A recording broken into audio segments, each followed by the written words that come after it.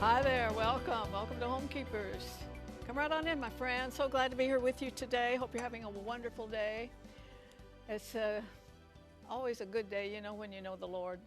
No matter what you're going through, that really helps. It makes a big difference. And thank you so much for the way you contact us. Some of you email, some of you on Facebook, and some of you write to us. We love opening those envelopes and getting a message from you. It is just great. We thank you so much. And I'm very excited about the program today because I'm a preacher's kid. And my dad and my husband, who is deceased, and also my son is a pastor, they really emphasize foreign missions. All missions wonderful, but there's something about when you leave your homeland and you go live in places that you might not even understand the language, but God sent you there. And one of the great things I love about this show that I can bring to you, people that you would never know about, ministries you would never know about. We're going to talk today to Alma Tygert Oline, and she was a missionary into Japan for a couple decades, I believe. We'll get that right when she comes. And one reason this appeals to me so much is my daddy was a pioneer in Christian radio. And everything was live radio then. And as soon as we could reach the microphone, we sang on his radio program. And going to talk about Christian radio today, Friendship Radio. This is a radio ministry in Japan.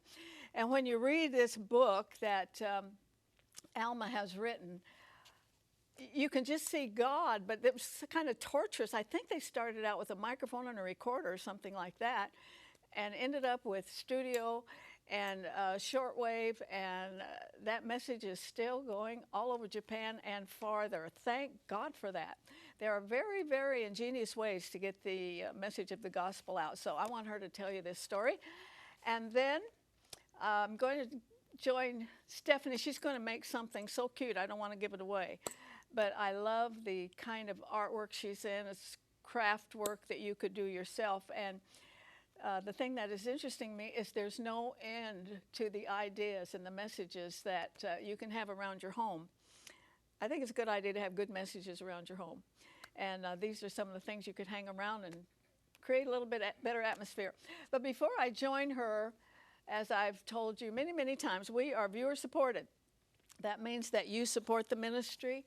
And quite honestly, there's never been a day in America when this program was not needed more and more and more. I'm finding statistics now that just kind of curl my hair about the fatherlessness in our nation and so many things I'm working on right now. We need ministries about the home and how important it is. So I hope that the Lord prompts you that you'll send us a gift. You can do it with your credit card, 1-800-229-0059, or the address is on your screen. That's Box 6922, Clearwater, Florida, 33758. And thank you in advance. Every need will be met if people just follow the prompting of the Holy Spirit. That's the way it works. And I've joined Stephanie here. I'm getting ready to sneeze. What is so awful when you catch yourself in a half like a we're sneeze? just getting ready to come in, I can feel it. My throat's tickling, and I feel a sneeze coming. So I'm okay for now. Yeah, but when you stifle a sneeze, that's bad. It's awful. Yeah. So it may come. We'll see. Yeah. Okay. First of all, she has a pillow here. I said, did you do that? Yes. She So said, yes. this is chalk couture. Okay. So we have inks. We have paste. So you can do onesies. You can do towels. You can do anything on fabric. Isn't that beautiful? That is so pretty. Yeah. And then the chalk paste. Oh, here. I don't want to put it down until they go away. There we go. You know, and then the chalk paste, you can make all kinds of signs, and the surfaces are endless. Like you could do so many things. So today I have one of our chalk couture boards. I have this little light of mine. I'm going to let it shine. We have tons of transfers, all different colors, all paste and inks. Every time you're on with this, and sometimes you're on with someone else, I keep thinking, you know, they're going to run out of ideas. Or... Never. We're not going to run out of ideas because there's so many different options. Okay, so I have my paste. I'm just going to quickly squeegee it on, and then I'm going to put some glitter on it. And then I'm going to show you just a little addition, okay, quickly. I'd like to know who invented this because you have to work to mess it up. Right? Anybody can do this. Anybody can do it. I'm an eyeballer, and I did this a little crooked. But here's the great thing about Chalk Couture. I could use this one board all year. I can erase this off. I can wash it right off and use it again. You can change the message or the so you don't have to have flowers or all whatever. different surfaces all over your house. You can have one beautiful chalkboard or one beautiful surface and use it all year long. Well, now this is a girl who starts looking forward to Christmas on December 26th. Yes. And with something like this, Oh, you better believe I'm already starting. You could do this all year Yes. for special friends, special messages you want to give them. I've made onesies for baby showers that were like so personalized. Okay, now watch. I'm going to pull this up. I'm not going to pick it up yet though because I want to put glitter on it. This amazes me. It's like you can't mess it Boop, up. ba-doo. Okay, watch. I'm going to put this over the shine. Oh, I love this. I always love crafts. I'm focusing, so I'm being quiet. Yeah, well, I'll talk then. I used to be a pretty good Yes. seamstress. I think anybody You who were. Yes, you're I've amazing. Yeah, I've sewn, but I like to work with my hands, and it's just a joy. Now watch this. This is this is ribbon, okay? So you can do so many things to so many different. She's got this gingham ribbon. I yes, love it. I love gingham. Gingham's friendly, don't you think? Yes, It it's just, country and friendly. uh-huh. Okay, I'm working fast here, so. That's okay. But at home you can. I call it chalk therapy at home. Okay, so. You know what you really need to remember is you have to work to mess it up. Yes. Okay. I've so never seen a mess up here. Let me tip the glitter off. Okay, we got a waste basket right back here. Oh, look at that. Look how cute. And then you could embellish it with your So Blessed ribbon. Look at that. It's perfect. You can embellish it with your So Blessed ribbon. Oh my gosh. How unbelievably That is adorable. so cute. Look at the glitter here. Look. Isn't that so adorable? How Yes. cute would this be in a nursery or in a Sunday school class? You could I've do got different a colors. new great granddaughter coming. If you remember when my grandson Jordan and Kristen were on with their two daughters, they had Bella and Sophia, and now we're going to have Olivia in October. I love it. I love it. Yes, I might talk to you about that. Okay? Yeah. All right. Isn't this fun? It is so much fun. It's therapy. It really is. It's cheap therapy. And we've had the information on the screen, or if you want to email me or anything, get in touch with her about it. We'll be glad to really give you all the information we have. Now, stay with me. I want you to meet my new best friend who is a missionary in Japan. I am impressed with that. You're going to be impressed with her, so stay with us.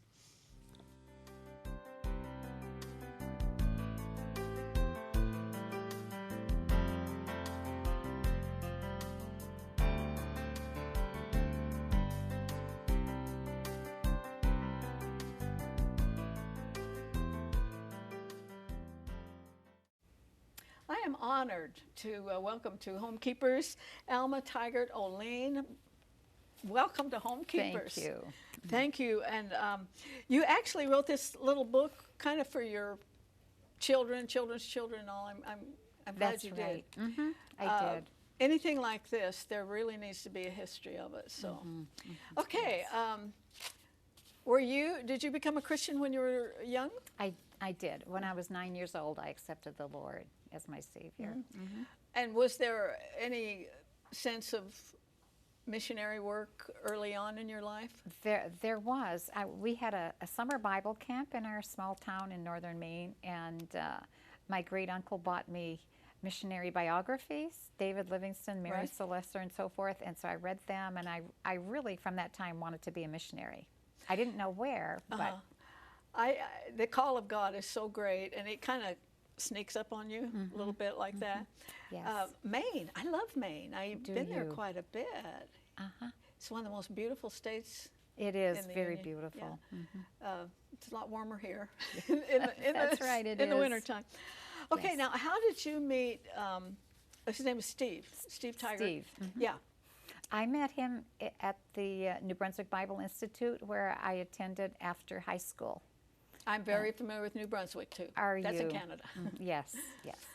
And he came, his parents were missionaries in Japan, and they had come back to the States his senior year. And after he graduated, he came to New Brunswick Bible Institute as well. So that's where we met. So did he kind of always know he was going to go to Japan? He didn't all the time, because he thought that's really kind of a natural place I would go. So he just really, prayed and asked the Lord to direct him. And every time he was directed back to Japan. So that was the main burden on his heart. So did he know the language at all? He did. Yes. Growing up, he learned the language. It seems to me like it's a hard language. It is. It's a very difficult language. Yes. I am so amazed by I call them the Asian people.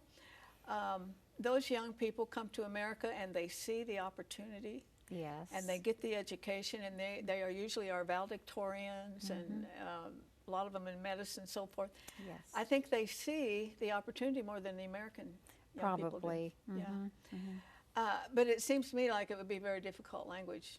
It is a very difficult language, yes. Yes. I began at first with a tutor, and I studied for about a year and a half before our daughter was born. Can you say something in Japanese? Okay? Say something in Japanese. Kyo nanika nihongo de yutte kudasai.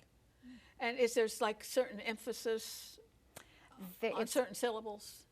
Not so much in Japan, but it's a vertical society, and so the words you use for the older people or respected people and just casual friends and so forth is a little different. Okay, what did you just say to me? I didn't understand it. I just said what you said. I said, say something in Japanese, please. Okay, Yeah. That was it. Now, when the first time he went, did you go as a couple? We did. He was there for a year before we were married, and then he came back. We were married in 68, and then returned to Japan on October the 6th, 1969. Yeah, because did he go over there thinking, I'm going to establish a radio ministry, or just be what I would call a regular missionary? Right. He was, radio was always on his mind, and so that's why his first year there, when he was by himself, he did start build that little studio that's on the cover of the book. And he and a Japanese pastor did programs and aired them in that area where we lived. Now, what kind of freedom did he have as an American to go in there and have a radio station? Did he have a station? No station. No foreign entity can have a station in Japan. But if you buy time on the regular radio station. Now, isn't that pretty expensive? It's very expensive. Yes. Yeah, and it's relegated to sometimes early morning hours or late night hours. So I understand now they're on 24 hours, right? They are, but it's not on the Japanese radio station. It's on the web. Yeah, there's other ways to get around it now. Yes, on the web. And so Japanese anywhere in the world, if they know the website, they can listen to the programs. Okay, now how do you get the message out in a way for Japanese people to understand there's such a difference in cultures and meanings sometimes of certain phrases and topics? That's right. It's just something that you have to learn the culture, learn about how to share with the people, and just get the message out. But God's word does speak to hearts, culture or not. Yeah. Oh, thank God for the Christian media. I just, it might be one of the things that's holding back. That's right. The forces of evil. Yeah. Were your children born over there? They were. All three were born in Tokyo. Now, did they have a cultural problem when they came here? I wouldn't say a problem, because we came back every 3 or 4 years for the summers, and we took them to different places and traveled to see America. But they knew that they were coming back when they graduated from high school. And I think it was a little bit of a shock for my son, especially. He was the youngest, and when he came back, he just really wanted to be back in Japan. So, but he's okay now. Right. Well, that would be home too. What are the major cultural differences? I think just in the infrastructure of Japan, like my children. Just as far as people. Oh, as far as people go, the way you're treated, the way you treat adults, the way you treat respected people. They put us to shame, don't they? They do. Yeah. Yes. Yeah. I know when I've met them here, they're so courteous. So They are. They're very courteous, very thoughtful, very kind. Yeah. Do they have any of the violent kind of things we have here? Not to the degree we have. No. Yeah. God help us, huh? Yes, exactly. Yeah. Now, you're buying time on another station. Did they make the programs in the studio? Is that what this studio? That's Steve built the studios that he made the Friendship Radio programs from. And you started out with just music? No, he had Japanese pastors who made the Japanese, like a radio program, pastor program. But they did use music. Oh, they did? Yeah. Yes. And I think radio might, I don't know, because that's all they had for a while before we had TV. But did you begin to get a response right away? The response was slow in the beginning. And Steve did try to advertise in the Christian newspaper that they have in Japan, and just word of mouth, Japanese pastors. Of course, he had involved them in the beginning, just asking for advice and asking if they thought this was good to do on the cable system. And then when he had the cable channel for over 24 years, free, they just let him use it. And they put it on their satellite system, and it covered from Hokkaido in the north to Okinawa in the south. Was that just a gift from God? It was just a gift. It really was, yes. Now, they also utilize shortwave. They do, yes. They did in the past, and that is from KTWR out of Guam. And so they challenged Friendship Radio to try shortwave again. They had it in the past and then stopped for a while. And they are getting really quite a number of responses now in the past couple of years. I think I read 500. Yes, a month. A month? That's huge. That is a lot. They had no idea that many people who has were a still shortwave listening. radio? Right. Yeah. So did your husband know from the beginning, and her husband is in heaven today, and your husband, Mr. Oline, is here in the studio with us. We're so glad to have him. But did he have any thoughts of being what I would call a regular missionary, to go there, try to put people together and have a church? And like start a church or something. Well, he did consider that, but radio seemed to always come into his path, and so that was something that was on his heart and his desire to do, and so he was involved in it a lot for many years. And of course, we attended a Japanese church too on Sundays. So. Are their services anything like ours? Similar format. Yes. Yeah. I was thinking about what Japan is now. I remember, I was very young, but I remember the end of the Second World War. And they have taken giant leap after giant leap. Their bullet trains are, we don't even have one, do we? No, I don't know if we do or not. Don't know where they are. No. Describe Japan to us today. Well, that's what I was thinking about. Our children grew up riding trains, going by anywhere they wanted, on a train and a bus, and it was very safe. In fact, my 5-year-old daughter went to school by herself. She took a bus to the second train line and took the train one stop to school and walked from the station to the school. 5 years old. 5 years old. And children do that all over Japan. And it's, Japan it was safe. We never worried about her. Today, I don't think you'd let a child walk 2 blocks. No. In America. No, that's right. That's right. how is the church doing there? What is the main belief system there? Shintoism? Shintoism and Buddhism. Yeah.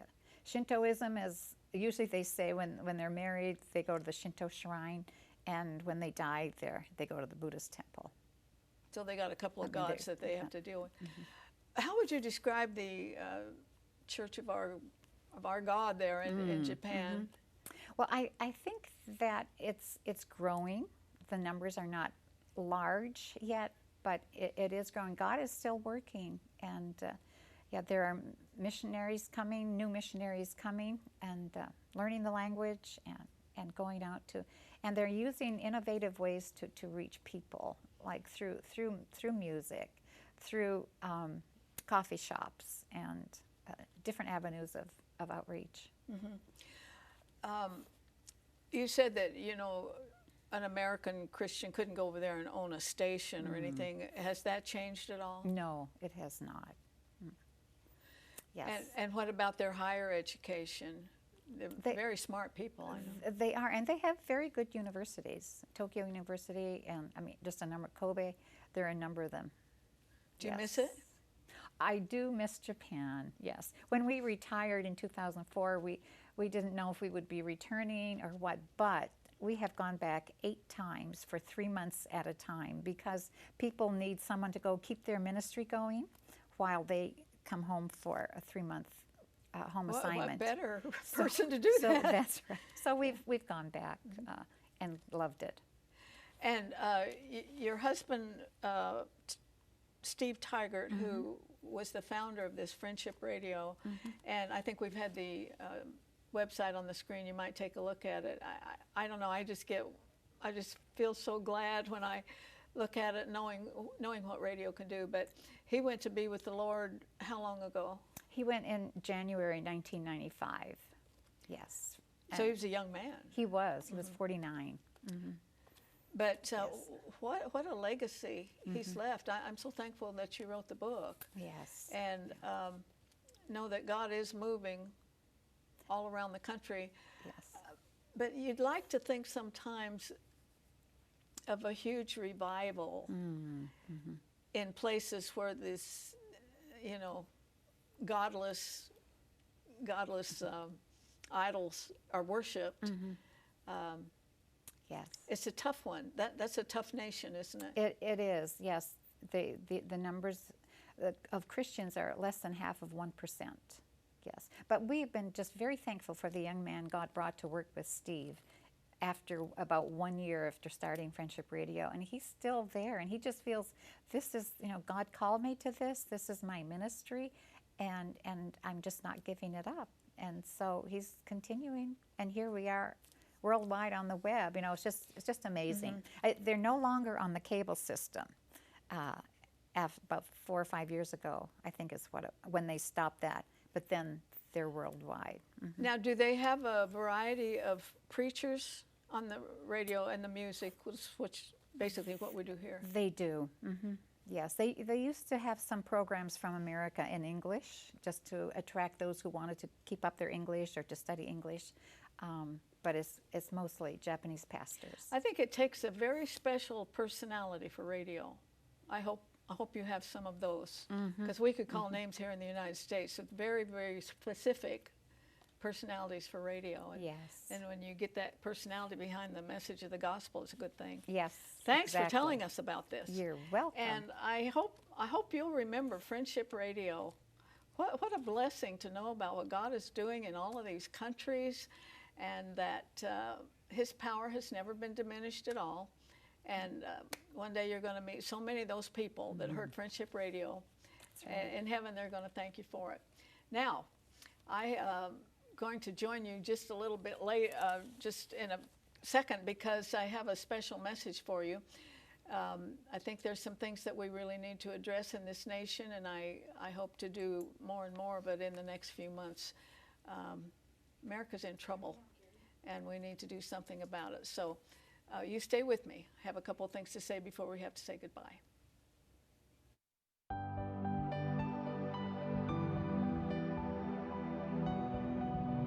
Arthelene would like you to keep the following information handy. You may contact Homekeepers by writing to Homekeepers, P.O. Box 6922, Clearwater, Florida 33758, or go to www.rippy.org. Remember, we always enjoy hearing from our viewers, and we thank you for your support.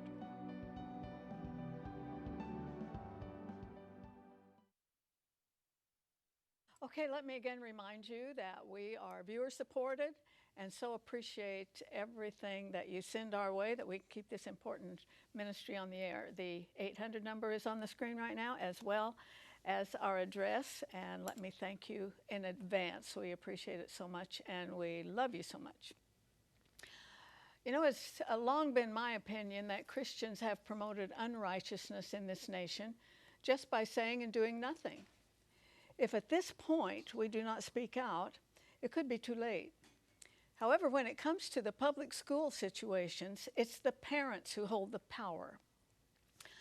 I remember the first time on the internet I saw a drag queen, now that's a man who's dressed up like a oversexed woman, reading to very young children in our public libraries. My first impulse was to throw up, but since then it's become obvious that this insanity has shown up in other public libraries all across the nation. Just this morning, I read about a planned event outside a bar in Ohio that would feature very young drag queens, calling it All Drag 101. But thank God for a local mom, Elizabeth Johnston. When she heard about the scheduled event, she called the management and warned them that she and others would work to give them really bad press. Fearing such a threat, the event was canceled. Moms and dads, you hold the key to protecting your children from such obvious perversion. Do not be bashful. As Christians, it's time to repent for the godless things in this nation that we have tolerated. I often think of the late Dr. D. James Kennedy, who was a powerful voice against the ungodliness creeping into our great nation.